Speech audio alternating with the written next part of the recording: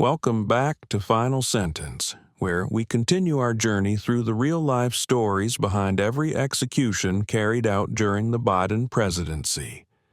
In this second part, we examine 26 more cases, each with its own tale of violence, consequence, and the unyielding process of American justice.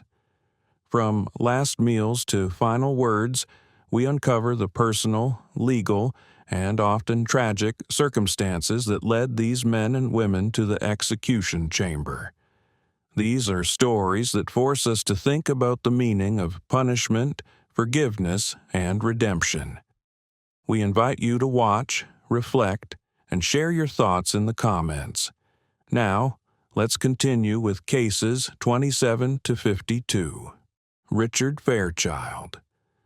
Richard Fairchild's path to Oklahoma's death chamber started in 1993 with the horrifying murder of his girlfriend's 3-year-old son, Adam Broomhall. Fairchild, reportedly drunk and enraged, beat the child, pressed his body against a hot stove, and left him to die. The court heard about Fairchild's traumatic childhood, marked by abuse and instability, but prosecutors emphasized the brutality of his actions. For nearly 30 years, Fairchild cycled through appeals, with supporters pointing to evidence of mental illness and intellectual disability.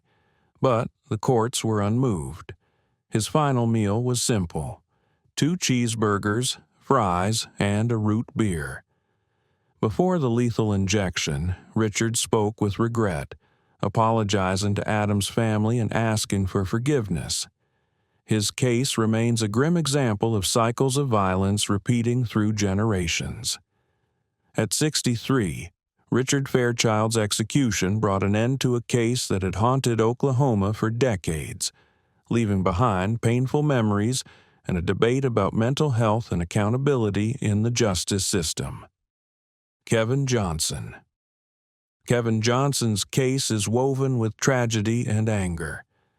In 2005, his 12-year-old brother Joseph collapsed and died during a police search at their home. Hours later, Kevin encountered Officer William McEntee, who was involved in the search and shot him in an act described as vengeance and grief-driven rage. Johnson's supporters, including the brother's family, argued he was traumatized and remorseful, that his actions came from a place of deep pain and injustice.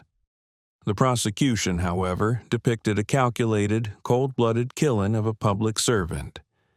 After years of appeals and debates over racial bias and prosecutorial conduct, his execution was scheduled. Kevin declined to make a final statement, choosing silence over a final plea. His last meal was a cheeseburger, fries, and a soft drink. At just 37, Kevin Johnson's execution closed a painful chapter for both families, a life shaped by tragedy, loss, and the devastating consequences of a single, irreversible decision. Thomas Edwin Loden, Jr. The murder of 16-year-old Lisa Marie Gray in 2000 left Mississippi in shock, and Thomas Edwin Loden, Jr. confessed soon after his arrest. A Marine recruiter, Loden encountered Lisa when her car broke down. He kidnapped, raped, and strangled her, leaving her body on a rural road. The courtroom heard Loden's remorseful confession, with the defendant apologizing for his monstrous crime. He spent over 2 decades on death row, participating in appeals and even requesting his own execution at times. For his last meal, he requested a hearty Southern fare, steak, mashed potatoes, and biscuits with gravy, before being put to death. In his final words, Loden offered a tearful apology to Lisa's family, wishing for peace in their lives. At 58, his execution marked the end of a case that devastated a small town and raised questions about guilt, trauma, and whether some apologies could ever be enough. Amber McLaughlin. Amber McLaughlin's case was historic. She was the first openly transgender person executed in the U.S.-born Scott McLaughlin. Amber struggled with gender identity and mental health from a young age. In 2003, she was convicted for the stalking, rape, and murder of Beverly Genther, her ex-girlfriend. The jury deadlocked on the death penalty, but the judge imposed it regardless, a rare legal move. Amber spent years on death row fighting her sentence, with advocates highlighting her history of abuse and mental illness. Her final meal was a cheeseburger and onion rings, consumed alone in her cell. In her final statement, Amber apologized to Beverly's family and expressed regret for the pain caused. She hoped for understanding, not just for herself, but for other trans people facing stigma. At 49, Amber's execution reignited debates about gender, mental health, and how justice is applied to marginalized groups in America's legal system. Robert Allen Fratta. Robert Allen Fratta's life once looked like success, a former police officer with a family in the suburbs. But in 1994, as his marriage fell apart, Fratta arranged a murder-for-hire plot that left his wife, Farah, shot to death in her garage while their children waited inside. The plot was intricate, involving intermediaries and payment for the shooter, but police quickly uncovered Fratta's role. The case dragged through retrials and appeals as new evidence and questions of fair procedure arose. After decades in prison, the courts refused to spare him. Texas denied him a special last meal, so Fratta received the standard prison fare: chicken fried steak, mashed potatoes, and green beans. Before the lethal injection, Robert offered no words. At 65, his story closed in silence, a reminder that even those sworn to uphold the law can fall into darkness, and that the pain left behind is felt most by the innocent children caught in the crossfire. Scott J. Eisember. Scott Eisember's crime began with a break-in and escalated into horror. In 2003, while searching for his ex-girlfriend, he entered the Cantrell family's home and murdered elderly couple A.J. and Patsy Cantrell. After killing them, Eisember went on the run, assaulting and kidnapping others in a bid to evade police. The media dubbed him the Creek County Fugitive, and his capture was a high-profile manhunt. Eisember's defense cited substance abuse and desperation, but the jury saw only brutality. On death row, he expressed remorse and maintained he had acted without planning, blaming addiction for his spiraling violence. His last meal: cheeseburger, fries, and pecan pie. In his final words, Scott apologized to the Cantrell family, hoping for forgiveness. At 62, his execution ended a saga of fear that gripped Oklahoma, leaving behind lessons about addiction, violence, and how lives can unravel in a single day. Wesley Lynn Ruiz. Wesley Lynn Ruiz's crime shocked Dallas. In 2007, during a police chase, Ruiz fatally shot Officer Mark Nix, claiming he fired in panic as police closed in. Prosecutors, however, argued it was a calculated act by a career criminal. Ruiz's appeals focused on his upbringing, mental health, and claims of self-defense, but the courts held firm. In Texas, special last meal requests are no longer honored, so he was served the standard prison tray.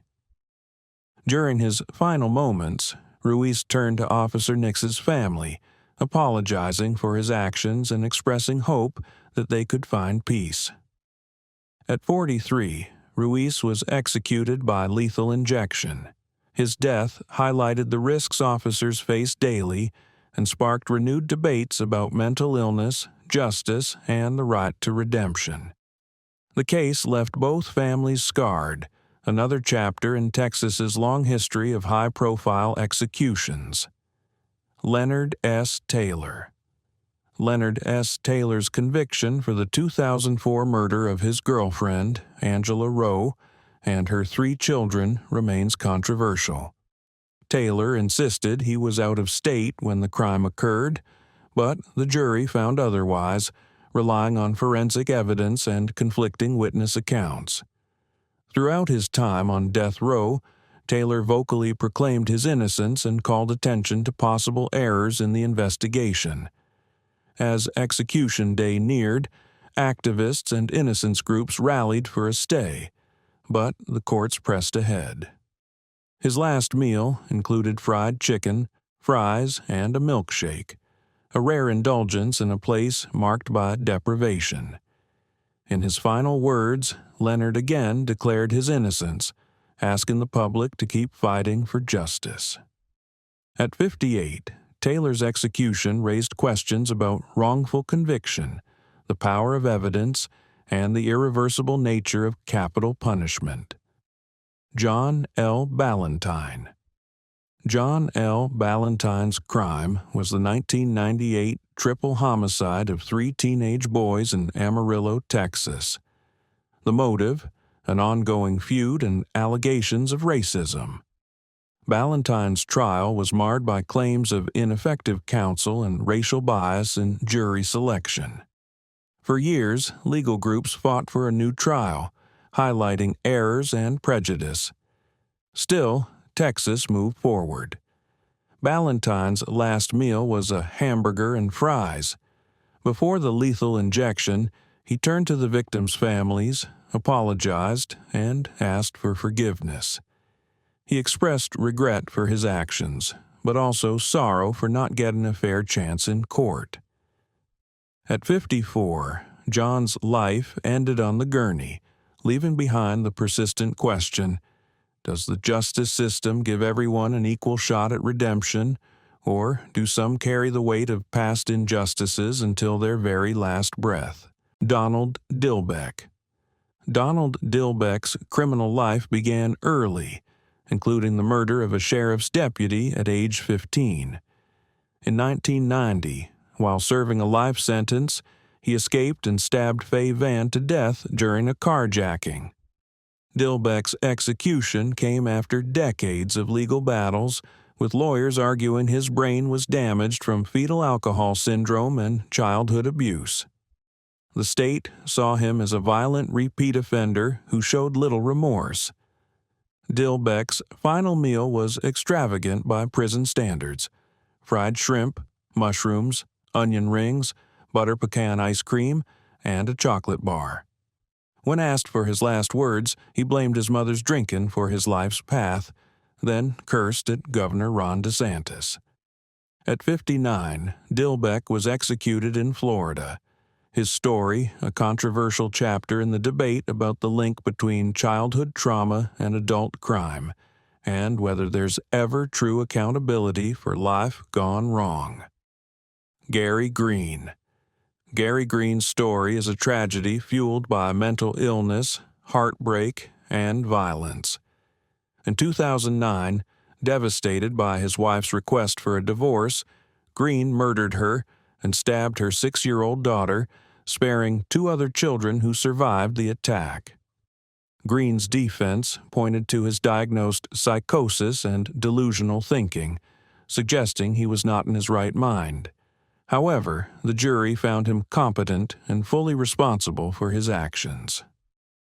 As Texas no longer grants special last meals, Green was served standard prison fare.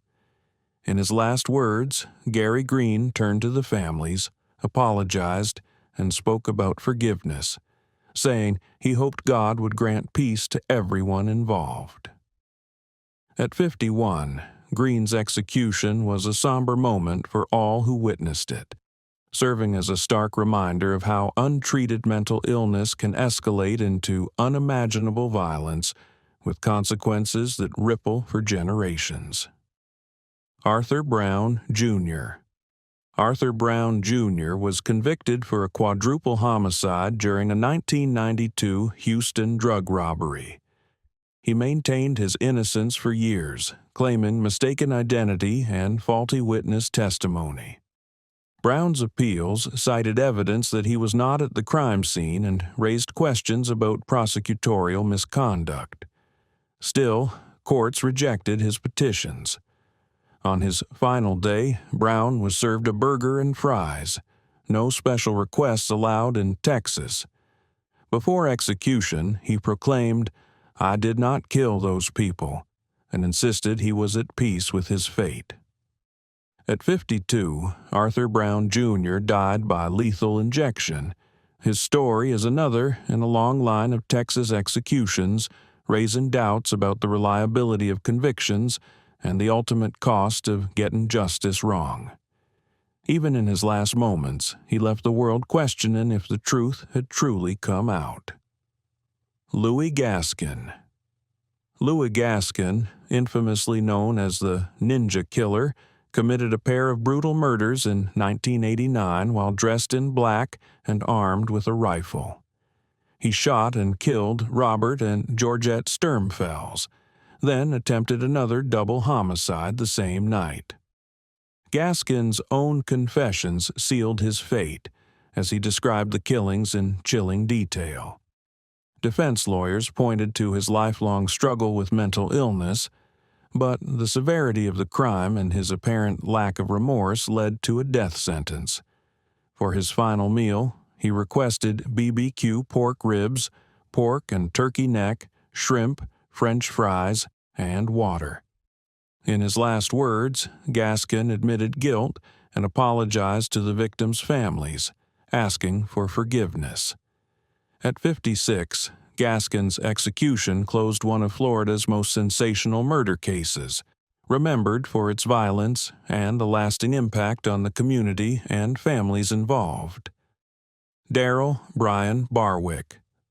Darrell Brian Barwick's criminal career began with petty theft, but escalated to murder in 1986. At age 19, Barwick broke into the home of Rebecca Wendt, stabbing her 37 times as she tried to escape. His crime was sexually motivated, and the brutality shocked even seasoned detectives. Over nearly 4 decades on death row, Barwick appealed on grounds of ineffective counsel and changing standards for the death penalty, but to no avail. His last meal was fried chicken, macaroni and cheese, and ice cream. In his last words, Barwick offered a simple apology. "I'm sorry." At 56, his execution in Florida marked the end of a case that had haunted a community for generations, raising difficult questions about rehabilitation, forgiveness, and whether true closure is ever possible for the families left behind. Michael Andrew Titius. Michael Titius was just 19 when he and a friend attempted a jailbreak that ended in the murder of 2 jailers in rural Missouri in 2000. Titius's defense centered on his age and troubled upbringing. His childhood was filled with neglect and substance abuse, and he was homeless for much of his adolescence. After years on death row, supporters argued for mercy, citing his remorse and transformation behind bars. His final meal was pizza, a brownie, and a soda, comfort food he hadn't tasted in years. In his last words, Titius expressed deep sorrow to the victims' families, wishing that things had gone differently. At 42, Titius's execution was a stark reminder of how bad decisions made in youth can define a lifetime, and how the American justice system wrestles with punishment versus the possibility of redemption. Dwayne Owen. Dwayne Owen terrorized South Florida in the 1980s, convicted for the rape and murder of 2 women and suspected in several other assaults. His crimes were marked by brutality and a lack of remorse, but later appeals focused on his mental state. Owen was diagnosed with multiple psychiatric disorders. Defense attorneys argued he was severely delusional and did not fully comprehend his actions. The courts, however, upheld his sentence. For his last meal, Owen chose a bacon cheeseburger, French fries, and a vanilla milkshake. He declined to make a final statement, dying in silence. At 62, Dwayne Owen's execution marked the end of a decades-long legal saga, raising lingering questions about mental health, rehabilitation, and the enduring scars left by violent crime in communities and families. Jermaine Montel Cannon. Jermaine Cannon's violent history began long before he was convicted for the 1995 stabbing of his girlfriend, Pamela Smith. Cannon claimed self-defense, but the jury saw premeditated murder by a man already on the run from another crime.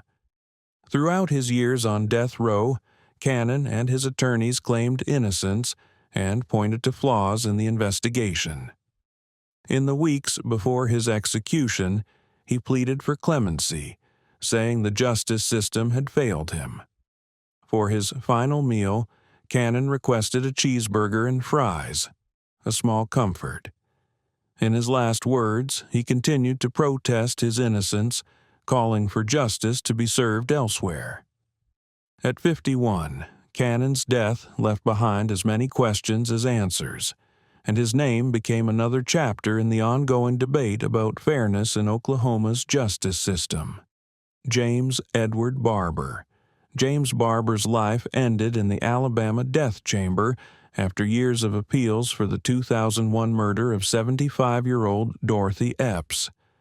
During a burglary, Barber beat Epps to death with a claw hammer, a crime that shocked the community. Barber's defense argued he suffered from substance abuse and untreated mental illness, but prosecutors highlighted the violent nature of the attack. For his last meal, Barber requested loaded hash browns and eggs, his favorite breakfast. In his final words, he turned to the Epps family, apologized, and expressed deep remorse, asking for their forgiveness. At 64, Barber's execution marked the end of a case that brought pain and grief to many, and reignited conversations about the lasting impact of violence on both the victims' families and the families of those condemned to die. Johnny A. Johnson. Johnny Johnson was executed for the 2002 murder of 6-year-old Cassandra Williamson, whom he lured from her home, assaulted, and killed. Johnson's attorneys argued he was mentally ill and not competent for execution, pointing to evidence of delusions and psychosis. The courts ultimately ruled he understood the nature of his punishment. For his last meal, Johnson chose fried chicken and mashed potatoes, a reminder of family dinners from his childhood. He declined to make a final statement, facing his end in silence. At 45, Johnson's case closed with little public attention, but for those affected, it was a painful end to a story marked by innocence lost and the enduring trauma of violent crime in small-town America. James Barnes. James Barnes was unique among death row inmates. He confessed to multiple murders, even providing details to investigators and documentary crews from prison. His crime spree began in the 1980s, but it was his 1988 murder of Patricia Miller, a nurse he sexually assaulted and killed, that brought him to death row. Barnes's own words sealed his fate, and he insisted he had found faith in prison. For his last meal, he requested cheeseburgers, French fries, and ice cream, a nostalgic comfort. In his final words, Barnes apologized to the victims' families, claiming he'd repented and was ready to meet God. At 61, James Barnes was executed, closing a case that highlighted the complex intersection of confession, redemption, and punishment, and the pain left for families even after a killer's death. Anthony Castillo Sanchez. Anthony Castillo Sanchez was convicted for the 1996 rape and murder of University of Oklahoma ballerina Yuli Buskin, a crime that shocked the campus and the community. DNA evidence tied Sanchez to the scene, but he maintained his innocence until the end, claiming the evidence was contaminated. Appeals from innocence organizations delayed his execution, but the courts eventually moved forward. For his last meal, Sanchez ordered a cheeseburger and fries. In his final statement, he asserted, "I am innocent," asking the public to keep fighting for those he believed were wrongly convicted. At 44, Sanchez's execution raised unresolved questions about forensics, justice, and whether the right person was put to death, a question that continues to haunt many death penalty cases. Michael Zack. Michael Zack's early life was scarred by abuse and addiction, spiraling into crime and violence.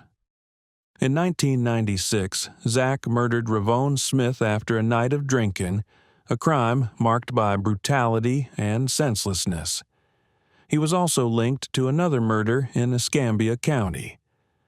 At trial, Zack's defense presented evidence of severe childhood trauma, brain damage, and substance abuse. Despite this, the jury sentenced him to death.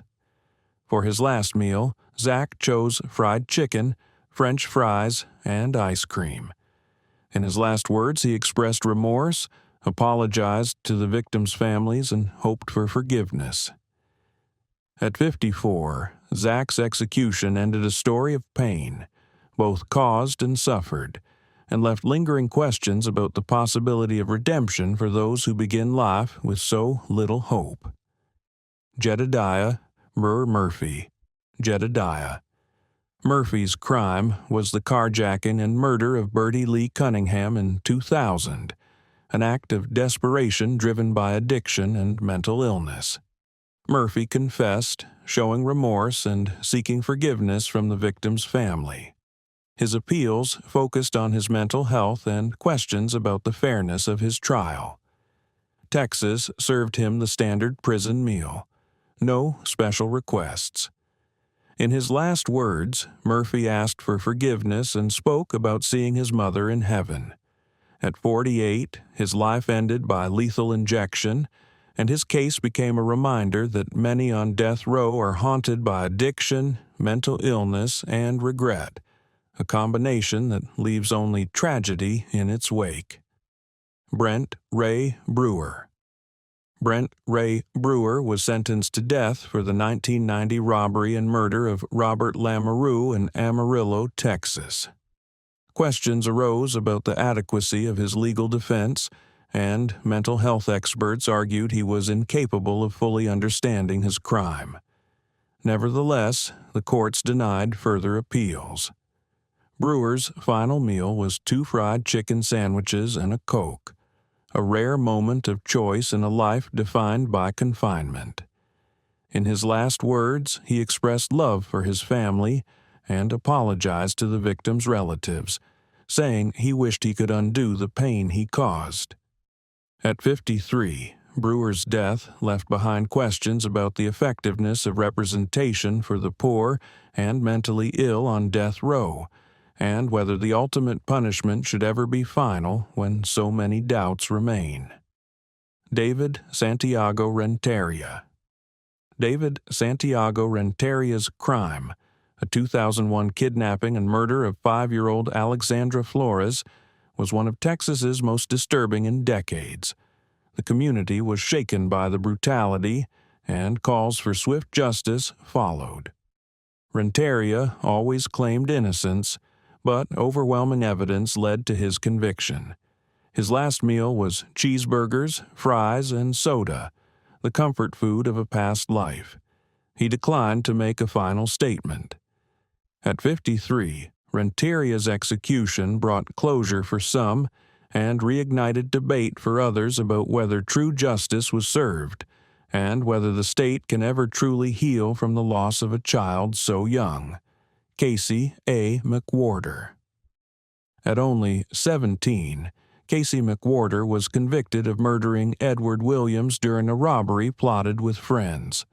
The crime shocked Alabama, and despite arguments about his age and underdeveloped brain, he was sentenced to death. For decades, McWhorter's supporters argued he deserved a chance at redemption, but appeals failed. His last meal was a cheeseburger, fries, and a milkshake. Simple, almost childlike comfort food. In his final words, Casey apologized to the Williams family, expressing sorrow for the pain he caused and hoping they could eventually find peace. At 49, his execution reignited debates about sentencing juveniles to death, mercy, and whether people can truly change after such an early descent into violence. These 26 stories remind us that behind every execution, there are layers of pain, regret, and human complexity. Justice is never simple, and every life ended in the death chamber leaves behind families, victims, and questions that echo long after the final words are spoken. Join us for the final segment, where we conclude our look at executions during the Biden presidency and confront the most recent and controversial cases yet. Don't forget to subscribe and share your thoughts below. This is Final Sentence, revealing the stories behind the headlines.